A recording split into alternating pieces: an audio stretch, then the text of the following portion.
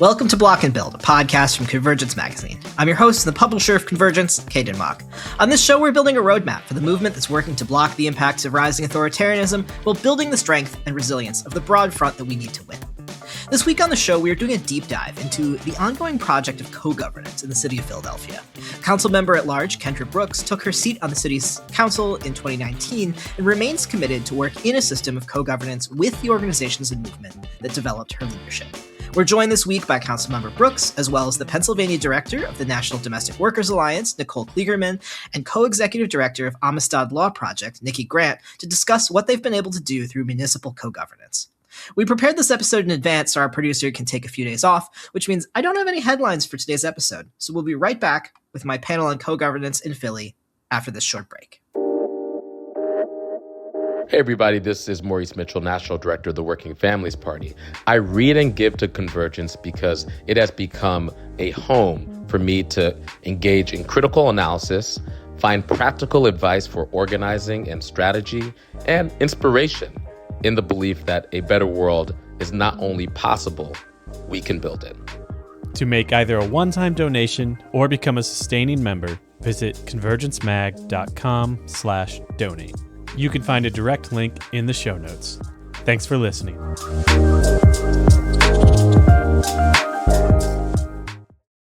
Examples like Zohran Mamdani's win in the New York City Mayoral race last year, or Brandon Johnson becoming the mayor of Chicago a few years back, are some of the highest profile examples of progressive movement candidates winning local office. They've demonstrated that movements can win, as well as how challenges can arise when working to place a single elected official into a local seat amidst a sea of colleagues to their political right. Meanwhile, left-leaning electeds often immediately face criticism about their commitments to the movement organizers and the communities who helped put them in office the day their tenure begins.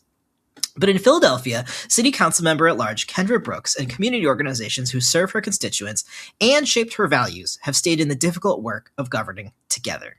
Councilmember Brooks is a member of the Working Families Party who holds an at-large minority seat on the city's council, which we will explain in the interview. She contends this role requires a diligent tending to the feedback between her office and the community she serves if she's going to deliver on the promises she campaigned on. We had the opportunity to talk with Councilmember Brooks, as well as two of the community stakeholders she continues to work with as a sitting Philadelphia City Council member to discuss the opportunities and challenges that they've faced together, winning material victories for working people in Philadelphia. Take a listen.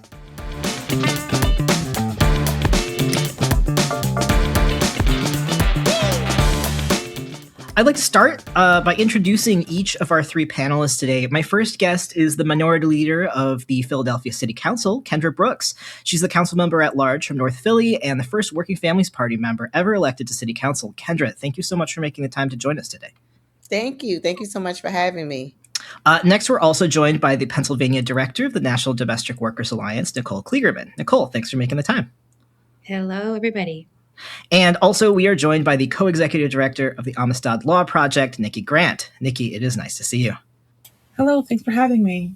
Well, to get things started, this conversation is really going to be an exploration of the model of co-governance that you all are working on right now in Philadelphia. So we'd like to go around and invite each of you to briefly tell us a little bit more about your personal role in how co-governance works in the city and how it connects to that project. Let's start with Councilmember Brooks. Could you talk a little bit about your role in co-governance in the city?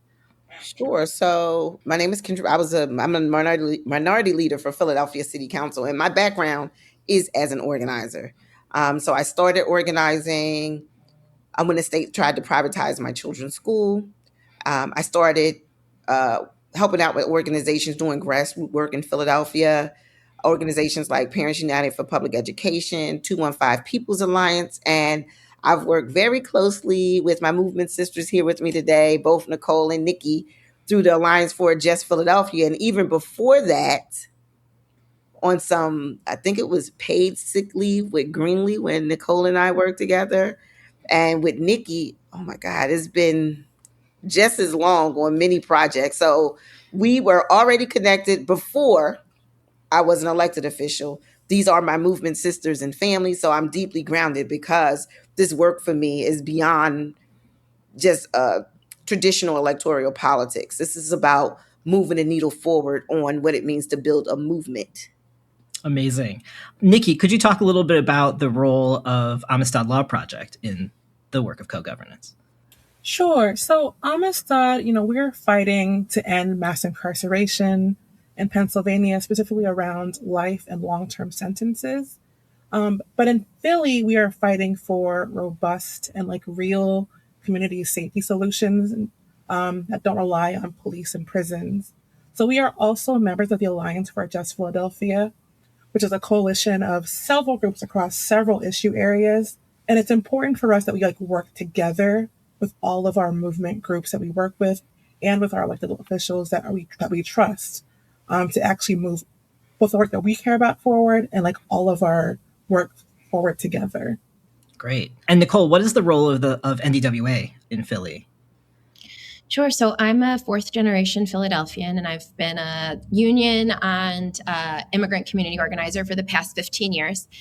And for us, co-governance is really critical. Domestic workers, nannies, house cleaners, and caregivers have been excluded from every level of labor protection because of the legacy of enslavement in this country. So co-governance means not just that there's laws, one, to protect domestic workers, but the very workers. All of our members are Black and Latina women who have been excluded for 400 years from labor policy and protections are at the table. So I know we'll get into this, but it's been really meaningful to work with Councilmember Brooks, who famously herself is a former domestic worker, not just in winning the Power Act, which protects 750,000 workers in Philadelphia, but ensuring that low-wage workers and really marginalized workers are at every single step of the way. And we're also very active members in the Alliance for a Just Philadelphia, particularly around the budgeting process. We know that a budget is a moral document, and where the city invests its money is what it cares about. So working closely with the Alliance, as well as with Councilmember Brooks and her office, to ensure that our city is actually investing in things it needs, like protecting low-wage workers, and not things it doesn't, like mass incarceration. Amazing. And also quickly, because our audience is a national audience and folks might not know about some of the sort of unique parts of the Philly City Council that have kind of made some of this work possible. I don't know, Councilwoman Brooks, if you could talk a little bit about how the Philly City Council is set up and the ways that is giving you opportunities to do some of this work. Sure. So I ran for Philadelphia City Council in 2019 with now council member O'Rourke. Our city council was set up. We have 17 seats. 7 are at large, 10 are district seats. Out of the 7 at large seats, 2 were reserved for a minority party. And traditionally, that minority party seat would just be given to a Republican in a highly Democratic city. I ran under the Working Families Party line along with Councilmember O'Rourke in 2019, and I won. I became the first Working Families Party elected in the city of Philadelphia. Then in 2023, when it was time for re-election, we also brought in Nicholas O'Rourke.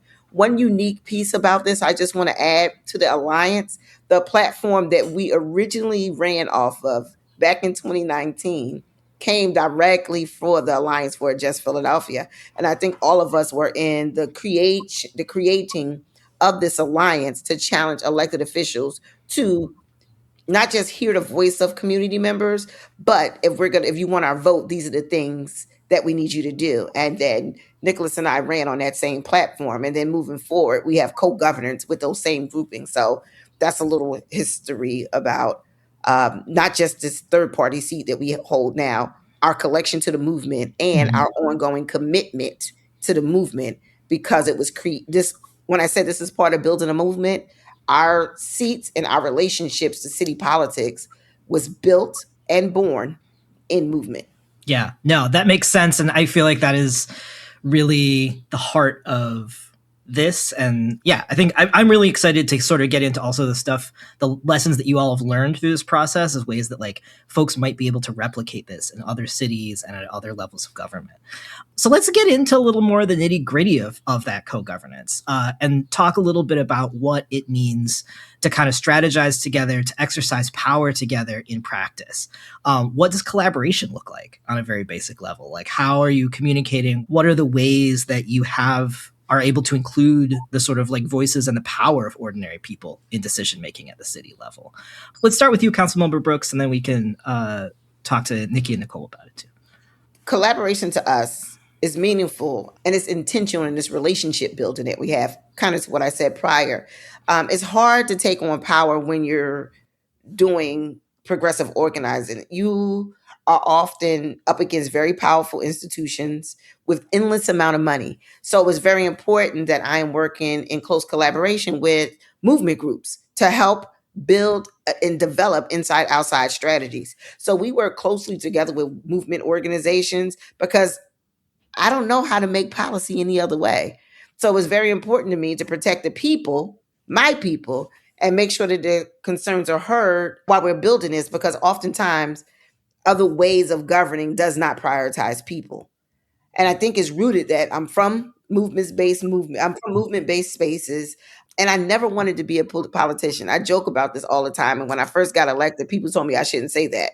But all jokes aside, like, I'm really clear to my movement leaders, like, you guys put me here.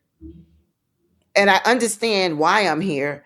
And that's why I'm able to do this organizing inside out. But I cannot do it without my movement family. And I think for me, that's why it's so important for us to continue to work collaboratively in all the projects that we do, because that's how we win.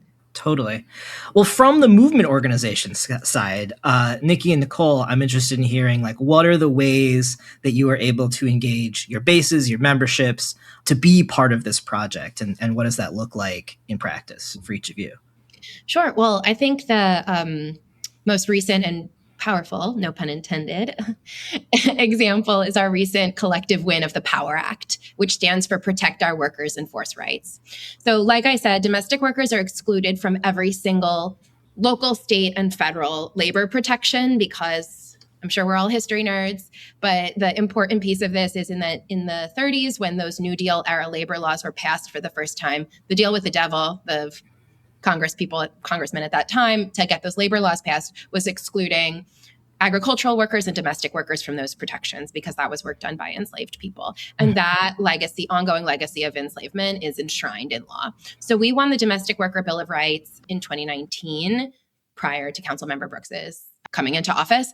And that creates like critical floor protections for nannies, house cleaners, and caregivers in Philly. It became really quickly clear that laws on paper do not meaningfully translate into material change in people's lives. So, and bad bosses were continuing to violate the law, and the city wasn't taking the steps necessary to actually go after bad actors and protect those workers.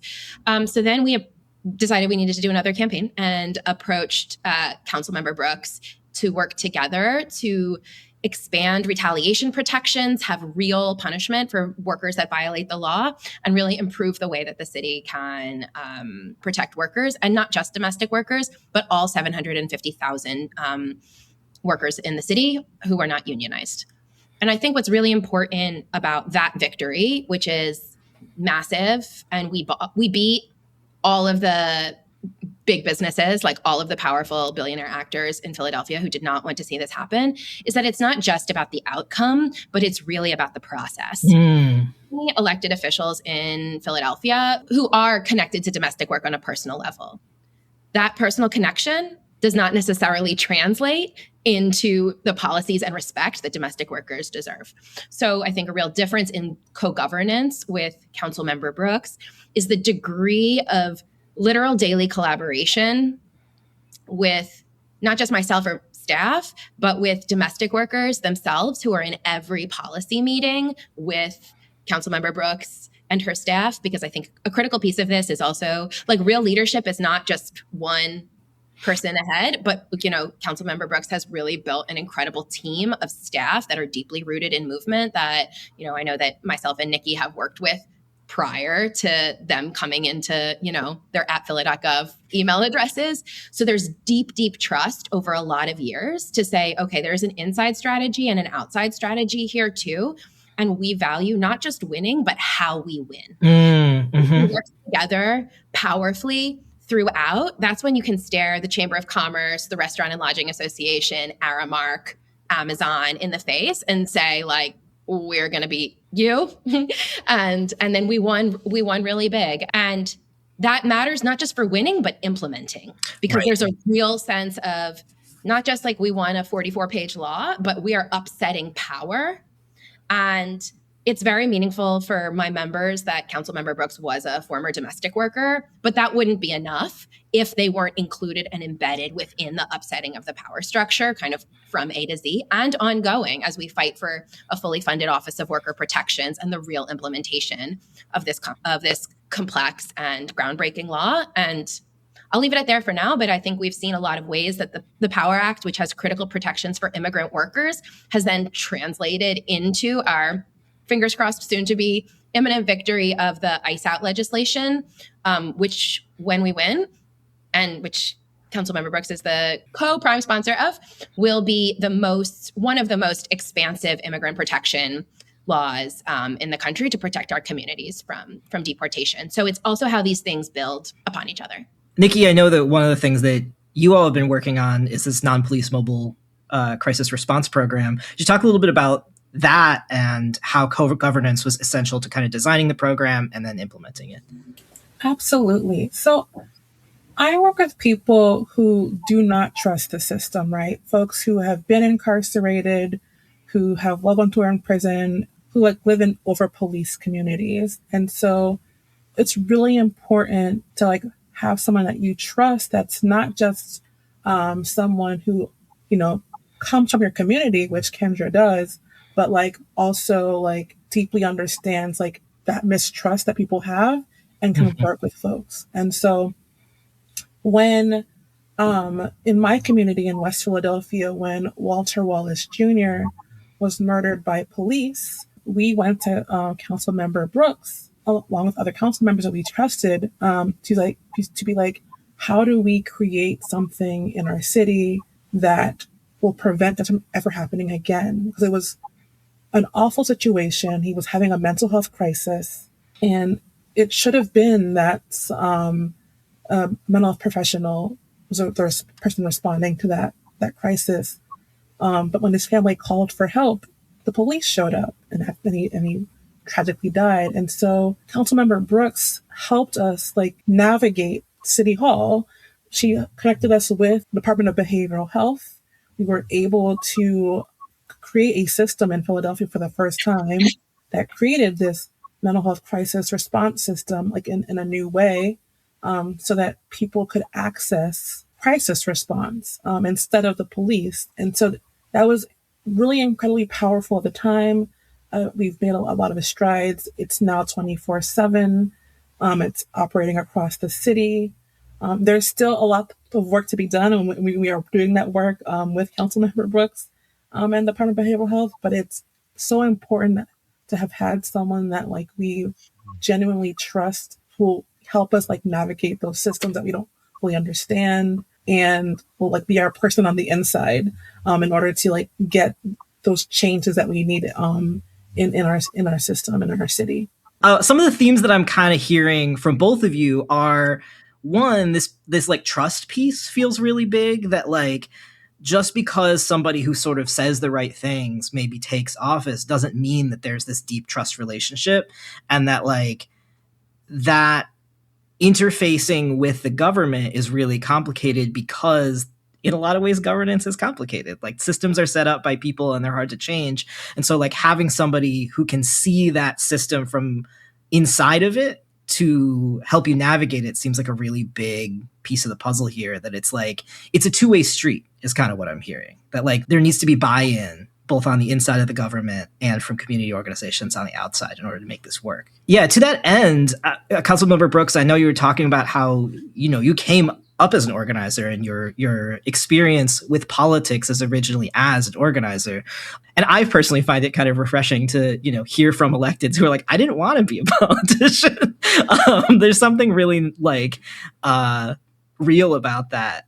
But I'm curious about how that experience as an organizer has shaped the way that you think about governing. That being sort of on the outside, pushing for change from the outside, how that's shaped your approach inside office, and how that helps you maybe stay committed to social movements, knowing what it's like as an organizer. I feel that, and I'm going to go back. Nicole, you're going to remember this, when we won the Power Act, and there was all the ladies or the domestic workers were saying, you did it. And I was like, no, we did it. And when we're building power, we're not building individual power. We're building people power. And I feel like the most important thing we're building is people power to change systems, not to be a part of systems. So the work and time that was invested in me from the years of organizing, it's my responsibility now that that organizing work has shifted into being a elected official, a politician, to make sure that we're helping the movement grow and expand our ways of organizing. And I think when we came up with this solid inside outside strategy, it was based on the fact like all the things I know as an organizer, when I first got elected, most of it did not help me navigate city council. I know how to organize people, but I didn't understand the systems. So now that I'm a part of the system, then they're finally let me trying to give me a peek into what it looks like on this side. Now it's my responsibility to help the next generation of organizers to understand the system on the inside, and the best ways to win. Because one thing we have down packed, we know how to bring people together. We know how to pack a room. We know how to get people's attention. Now the next step is how can we move the process along? And I think we've had some really good examples in that, both with the mobile crisis unit. For example, Nikki said that I was able to get them connected with CBH and all these other organizations that they were not easy. It wasn't easy trying to get meetings with, right? But they'll take a meeting with me. Totally. But my meeting also was going to include them. And I think with the National Domestic Workers, their organizing strategy was like a year long with them in City Hall doing some of the most joyful, innovative organizing I've ever seen. You know, they were the nicest people with snacks and signs and praised the folks that were supportive and pushed the people that weren't. And it also shifted how people saw organizers. Because to Nicole's point, everyone can say, oh, my grandmother was a domestic worker, my mother was, somebody in my family was. But to have someone's nanny with the children sometime in your office, and you have to tell them that you don't think I deserve right to anti-retaliation, you don't think I deserve the right for my wages not to be stolen, was a very beautiful move on the behalf of the Domestic Workers Alliance. And also, one of the things we joke about, and this is also with the mobile crisis unit, in our years of organizing, back when all three of us were in this work, we never had a place to set up our pizza and go to the bathroom. Like literally, it was like you winging it in a corner somewhere, trying to find things, but just having a comfortable, safe space just to regroup when things are getting hard or when you had a tough meeting to strategize. And I think this inside outside strategy that we've built has opened up a whole new window on what's possible. At least for me, that's how I see it. And I'm looking at it from, my organizer eyes and just being able to host that. Because I remember when we were doing paid sick leave legislation and we had to just figure it out in the corner, get some water. Maybe somebody might share the water out their office with us if they liked our meeting, but now we have a place you can go into a whole office setup. You need a break. It's been a shift, and I'm excited to see what else we can do. And now we have a couple things under our belt. We have the Power Act, which was the largest one we did, the Mobile Crisis Unit, which was huge, and that was right out of COVID. So that was a whole nother. That kind of began the momentum around this. And then now we're working on the ICE out legislation, which is moving along as well. And I think it's a tribute to the work of the Alliance and the movement, how we've had to grow and shift with our new inkling of power. And when the inkling of power includes having two organizers that are from our movement in power. And I think that shifts on how we move, it shifts on what we're able to do. And it also, I think it gives more access. There's been a lot of innovations recently, I think, with the ICE out trainings as well. Maybe I could talk about that. Yeah. Really cool. So the ICE out legislation that we are imminently winning, will have won hopefully soon. It's a really ambitious 7 pieces of legislation that ensure that obviously in this horrific moment of fascism and authoritarianism and violence against all communities, or many communities, that no city dollars, personnel, public space, or data is shared with ICE, as well as banning law enforcement from using masks and having increased discrimination protections for immigrants. But we know that it doesn't just stop there. So something that's been very cool, I think, in kind of inside-outside strategy is these ICE Out active bystander and know your rights and organize your workplace trainings that we've collaborated on and now have, I think, as of today, probably, I got to check my little spreadsheet, but I think probably 2,500 people have been trained in person in the last couple of months through these trainings that are now actually living in collaboration with Councilmember Brooks and other kind of progressive electeds, but really coming from her office and community groups. So kind of the origin of that is trust for me comes from years of work and how do you deal with conflict? How do you deal? It's easy to say you have trust when everything's peachy keen, but when stuff is going sideways, how do you deal with stress together? And understanding that there can be different forms of conflict and different accountabilities that one has, whether you're an elected official or working in City Hall or an organizer, but ultimately knowing that we have this same shared accountability towards our communities. So after the ICE occupation of LA in June, July, us at the National Domestic Workers Alliance and the Philly Black Worker Project, who's also part of the Alliance for Just Philadelphia, put on a training on active bystander and know your rights around ICE stuff 5 days after LA was invaded.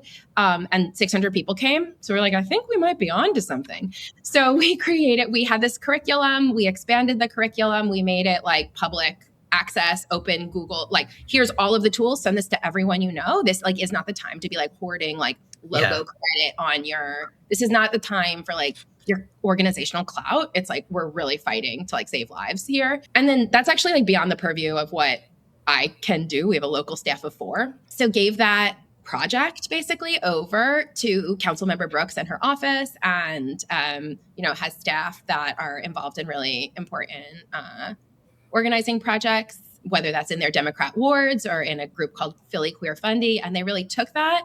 And now Councilmember Brooks' team has led 2,500 people in-person active bystander, block by block, neighborhood by neighborhood across the whole city. So when we talk about We Keep Us Safe, that requires legislation, but it also requires sometimes the inside-outside strategy is the insiders coming back outside. And that's really, really critical of using city resources in order to support families and power building. That is now all of that infrastructure is getting poured back into winning this amongst the best legislation in the country. So I think there's a really positive cycle. And also that innovation is requiring of the ongoing trust. And I'm not sure if it's in everyone's job description even, but we're we're going to make this work because it's what we need to do because we are living at the precipice of existence. So let's get creative. Yeah. But I would love to know maybe Councilmember Brooks, I don't know if you see it that way. That's just my take on what we're doing. No, that you summed it up ideally. It quickly became something more than what we anticipated. I think when we started doing this, 7 months now, maybe 7 months ago, to now, I don't think we anticipated over 2,000 people, over 40 trainings in Philadelphia, outreach to surrounding suburbs, and even nationally, people are inquiring. This is not what we signed up to do, but we signed up to do something. We didn't anticipate it growing this large, but it is. And now the conversation is even mirroring some of the more impacted communities that have a different type of training are requesting support training for their safety plans. Mm-hmm. So the people that are part of their safety plans have the adequate training as well. So this is what we're building. And it takes all of us. And to your point, it's not about credit or name recognition. It's how can we collectively build capacity to support our communities? And this is what the co-governance model, this is what movement and power building looks like. And this is something that we're all committed to. I'm curious also to hear from Nicole and Nikki, how this experience of this kind of virtuous cycle, this feedback loop that is about both the outside coming into City Hall, but then also the inside coming back out and being engaged, how that's changed your members' attitude towards governance. And like, I can imagine that this is also a transformative experience for a lot of everyday people who might not see the government as something that is a collaborator as opposed to like their enemy, right? And I'm curious if either of you have stories about that or reflections about the transformation that you've seen in your membership through this experience. I feel like my members are just so much more knowledgeable about what's possible.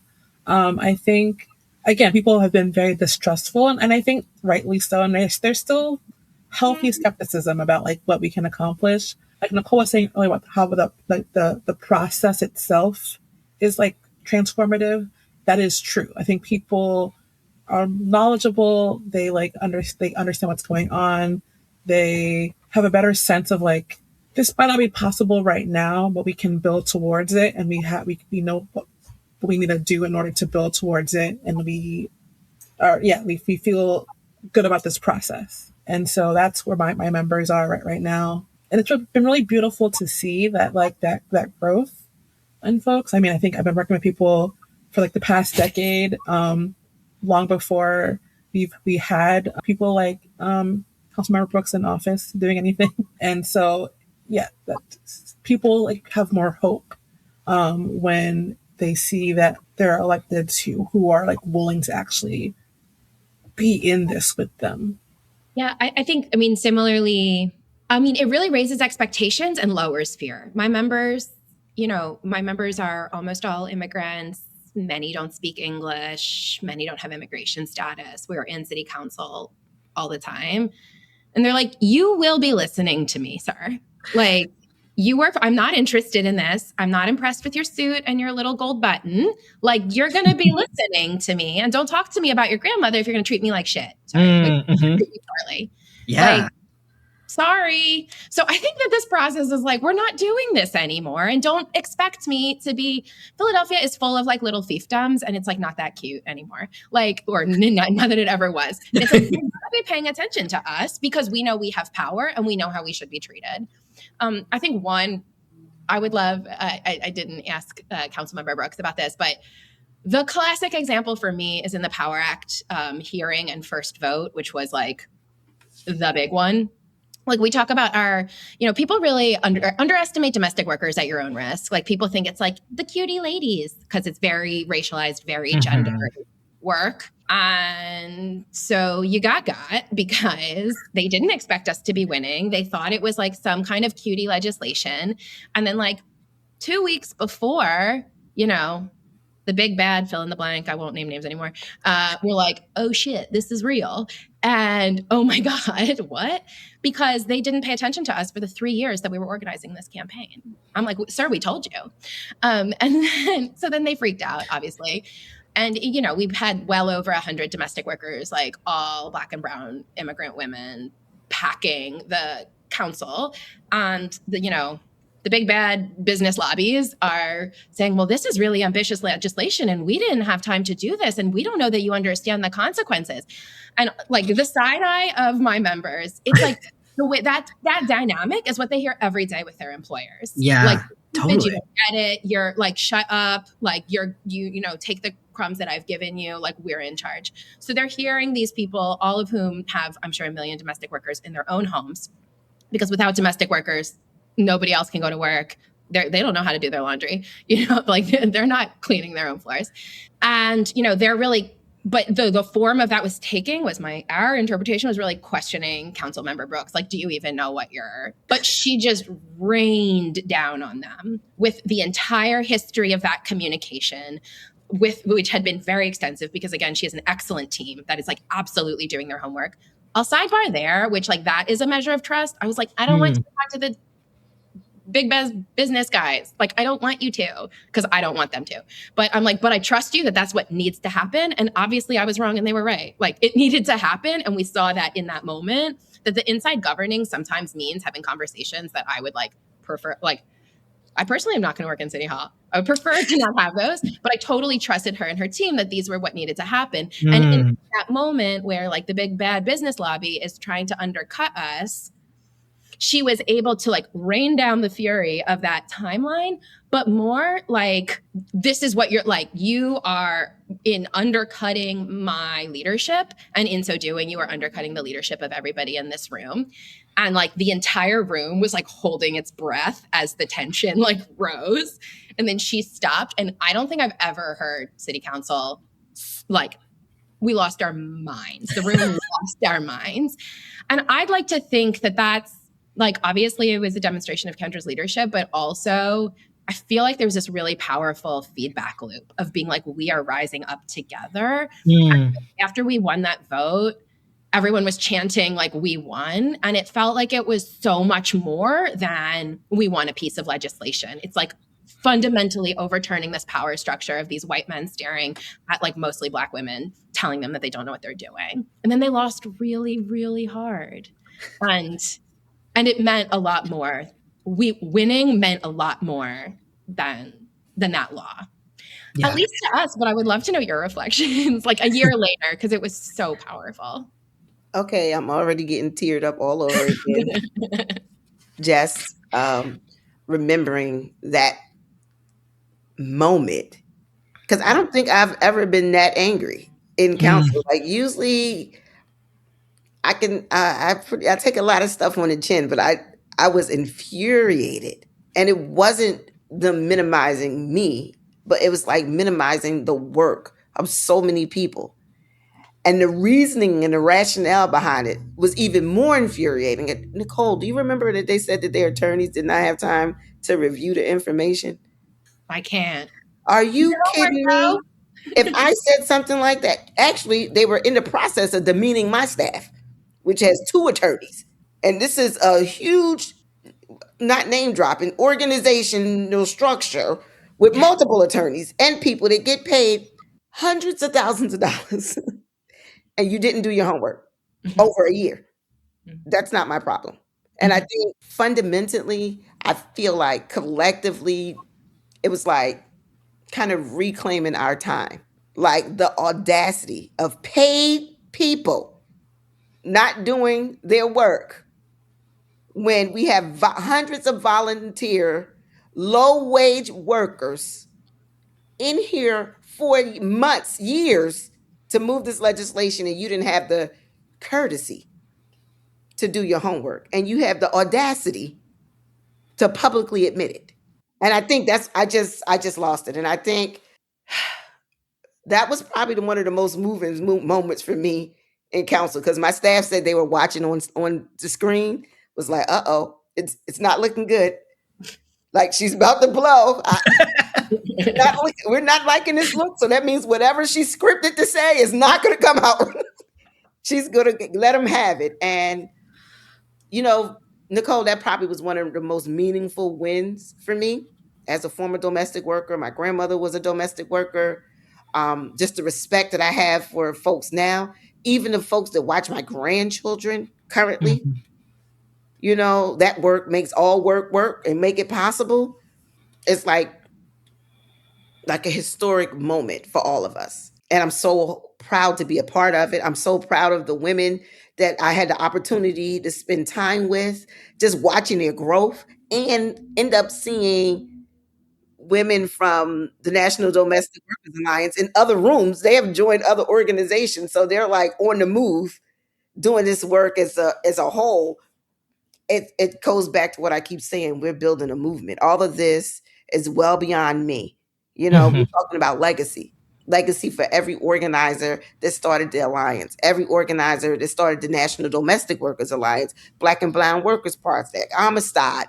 You know, all of the work collectively is building up to a moment. And I think this is something, we have to remember moments like this while we're up against the new administration that we have in nationally. I hate to even say the name, because if the people that are counted out the most are able to organize and win powerful legislation that has been recognized nationally, it's time for us to collectively come together with these movements and take back all that has been taken from us in this administration this time. And I think this just reminded me that it's possible. So thank you, Nicole, for going through that, because sometimes I feel beat down with this current federal administration. But just the small reminders like that is that we can do it, and collectively we're building the power to do so, one issue at a time, one campaign at a time. And long as we stay connected, is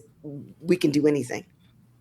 That's amazing. I mean, I really hear in all of your stories about this process the kind of transformation that this relationship, that this commitment to one another makes possible. And that, like, I think that there's something really important about that and the sort of like long-term arc of this that is, it's not going to be captured in sort of like big fast headlines, but it is about the process, like a very human process. One thing I want to add real quick, one of the funniest things that has happened since then is like, so I've built these relationships with folks that are, lobbyists, and folks even now actually come to me and be like, what is your relationship with these different people that are sending them contracts?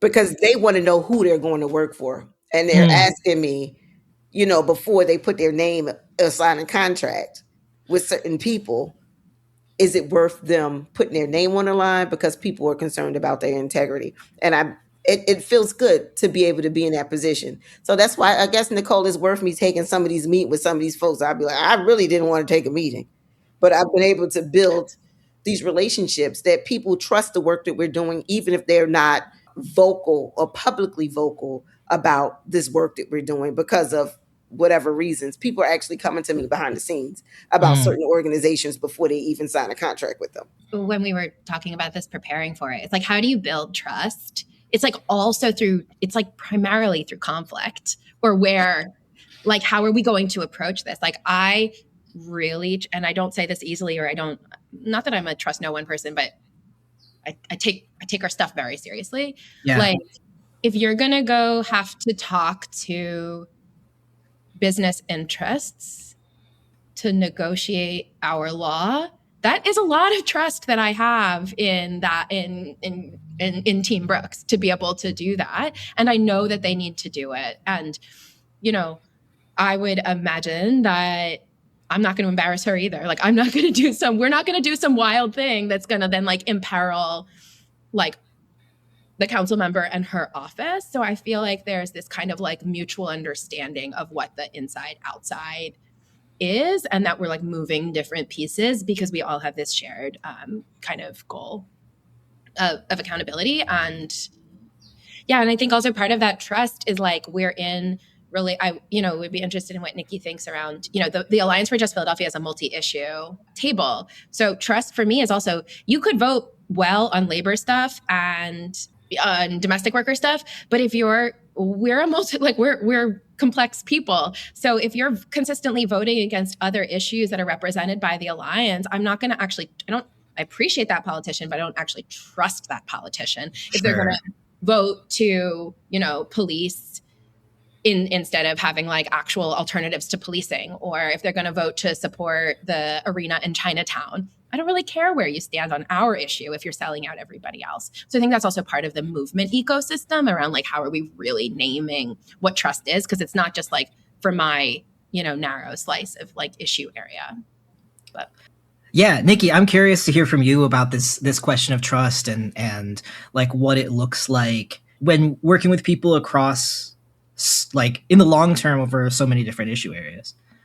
I mean, yeah, I think we understood when we came together that like not every issue was going to be like handled all the time. So like, for example, Nicole brought up like Chinatown fight, like that was like a multi-year, like all hands on deck thing. And like, I'm working on criminal justice reform, other people are working on like housing, but like we all had to like throw down on like this one thing, and like we had to trust each other that like we're gonna have each other's back to like work on these issues, and then go back to our home issue, and know that like council members are gonna support those as well. So the ecosystem, I think, is working at like as it should, that like we all trust each other, we all are standing behind each other. And yes, it's complicated, it takes time, but we are, throwing down together. I want to add, I think one of the things to the Chinatown issue, we were able to build out a different trust system there as well.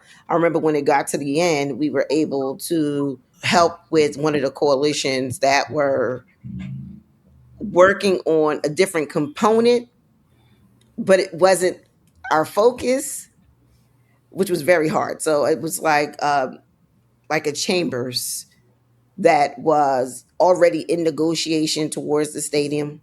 And we started talking about community benefits agreement and what it looks like to build one.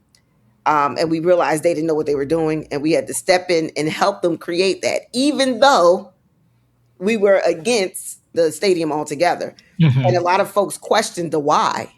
But the why was making sure that when they stood up the things that they were asking for, in the event it didn't work out, we can land here. And I think it allowed me to build a more expansive trust network with folks I wouldn't have worked with before. And it was amazing to see our coalition being okay with that. I think they trusted my team enough to understand the why that piece had to happen as well.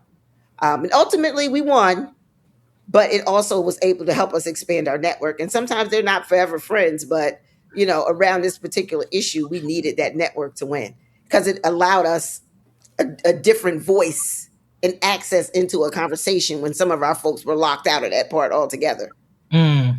So we were able to get into another conversation that our folks were locked out in, and help them navigate that as well. And that is what co-governance is. And it's based on the trust that the movement has for my office to do the right thing, even when they're not there or can't be present. And yeah, we have a lot of good points that we're building up here with this.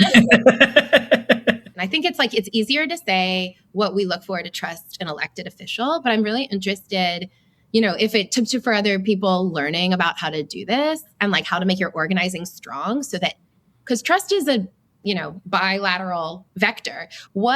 I think, Councilmember, what are you looking for in organizers and organizing to be like, I trust that group? Because I think that we also need to come correct to be able to trust is earned both ways. And I think it's the same that you expect of me. I expect us to have whatever conversation you're having with other elected officials to be clear with me on that. I think being clear of the outcomes, let's make sure we understand what the true outcome of this is.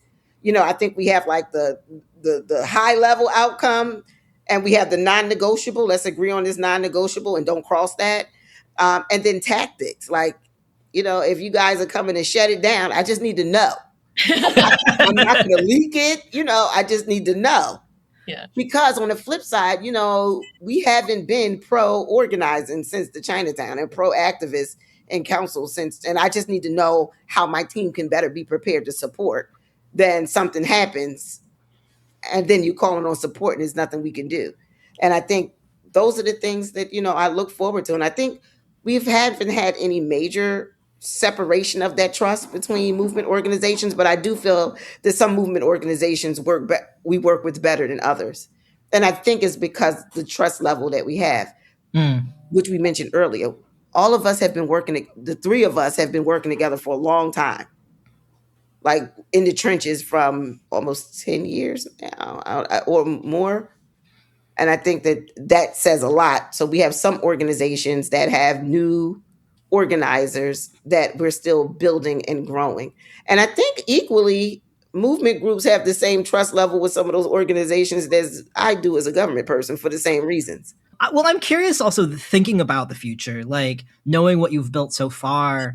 What are the kind of opportunities that you see, especially in what feels like otherwise, as we referenced, a pretty forbidding political environment? What are the opportunities for your coalition, for the co-governance work that you're doing? And I guess there's also this other sort of bigger picture question, which is what would you say to folks who are trying to start building these kinds of relationships in other places? I mean, trust matters. Trust goes a long way. In creating this trusting environment, I wouldn't suggest you start with something big unless you have to. I think we can build trust on smaller issues and work through them. and be prepared for larger situations. However, in this current environment, sometimes you just have to jump in and do it. That's right. Like our iced out legislation, like it's no time to figure it out. Like we had to jump in and move quickly. We already have relationships with many organizations, but there are some that we are still building relationships with. And I think that this moment is just a moment in time. And hopefully the relationships that we build around this will be long-term and sustaining for more work. And we probably need to continue to show ways to model this, like a handbook around the Power Act or mobile crisis unit. And for me, my work is grounded both with Working Families Party, which is my political affiliation, and Local Progress, which is like my political think tank, which is a national organization for municipally elected officials. But a lot of this work that we talk about, we're able to duplicate across the country. And I think the work that we do collectively here in Philadelphia is going to be mirrored through the work that is duplicated in other regions. And I think that that's how we continue to grow and show how this works. And one example I'm going to use most recently, I was on a panel at South by Southwest with elected officials from Minnesota and Texas. And we were talking about our versions of what our ICE Out Act is. But, what we created at our ICE Out package is a result of things that they didn't get right because they had to do it sooner than we did. Sure. So this network of elected officials is really replicating what co-governance looks like nationally. And we use examples like the Power Act as a teaching moment for other elected officials across the country. And I think I presented on that last year in Chicago. Nikki, you have lessons, stuff that you think people can take forward? Yeah, I'm glad that Councilmember brought up the model, because I feel like we have actually really built intentional structures with what we do, and then so like the Alliance for Just Philadelphia has an actual organized model of where we are working together, and the way we work with the council member is really intentional to the point where we've built enough trust over the years that we're now in each other's strategy retreats, for example, as we plan our next moves, we're including each other, or we're doing that together. So we have built these actual structures that can be replicated elsewhere, that we can share with other groups across the country. And it works. And we know it works. We've been doing it for several years at this point. So I like the nerdy process stuff. I think it's important, but it is what has helped us stay disciplined and stay connected. Nicole, any other thoughts about lessons, things to carry forward here? Yeah, I think, all organizing is just based on relationships, and council member are people and their staff are people. So I think really deeply investing in those relationships is critical, and really getting to know people. And also learning from mistakes and staying humble to those things, and being really open to feedback feels important. And knowing your shit, knowing how council works, because I'm sure everyone's right on the issues, right? But the process is important because we are coming from different sides. So I think investing in those in all relationships as much as possible. Well, thank you all so much for taking the time to tell these stories, to really think about what this stuff makes possible. I really, really enjoyed talking to all of you. Nicole, Nikki, Councilmember Brooks, absolutely been a pleasure having you on the show. Thanks for coming by. Thank you. Thank you. Thank you. My thanks again to Councilmember Brooks, Nikki, and Nicole for joining me for this episode. This show is produced by Convergence, a magazine for radical insights. I'm Kaden Mock, and our producer is Josh Elstro. Kimmy David designed our cover art. Convergence Magazine is a proud founding member of the Movement Media Alliance. If you liked what you heard, please let us know. Be sure to subscribe for more episodes, tell a friend, or rate and review the show wherever you listen. It helps us find new audiences, and it means a lot to our team. And of course, if you'd like to support the work that we do at Convergence, bringing our movements together to strategize, struggle, and win in this crucial historical moment, you can become a member at convergencemag.com/membership. Even a few bucks a month goes a long way to making sure that our independent small team can continue to build a map for our movements. I hope this helps.